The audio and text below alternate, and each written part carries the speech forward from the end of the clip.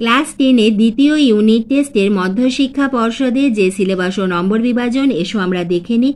তোমাদের পাটিগণিত থেকে এমসিকিউ থাকবে একটি, বীজগণিত থেকে দুটি, জ্যামিতি থেকে দুটি, পরিমিতি থেকে দুটি। এইভাবে তোমাদের এমসিকিউ থাকবে মোট 7টি। এরপরে দেখে নিই বীজগণিতে তোমাদের প্রশ্নমান 2-এর যে প্রশ্ন সেখানে থাকবে একটি, জ্যামিতি থেকে একটি এবং পরিমিতি থেকে 2টি তোমাদের প্রশ্নমান 2-এর প্রশ্ন থাকবে। এরপরে তোমাদের দীর্ঘ উত্তর ভিত্তিক যে প্রশ্ন, পাটিগণিত থেকে একটি প্রশ্নের উত্তর লিখতে হবে, বীজগণিত থেকে একটি, জ্যামিতি থেকে তোমাদের 5+5+3 এইভাবে নম্বর বিভাজন থাকবে এবং পরিমিতিতে তোমাদের প্রশ্নমান 4-এর একটি প্রশ্নের উত্তর লিখতে হবে। এইভাবে থাকছে তোমাদের মোট নম্বরের বিভাজন।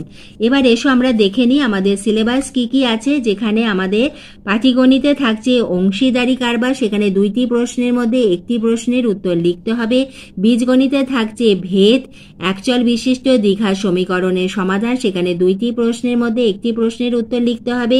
জ্যামিতিতে থাকছে বৃত্তের স্পর্শক সংক্রান্ত উপপাদ্য, সদৃশতা সংক্রান্ত উপপাদ্য, ত্রিভুজে পরিবৃত্ত ও অন্তর্বৃত্ত অঙ্কন উপপাদ্যের প্রয়োগ।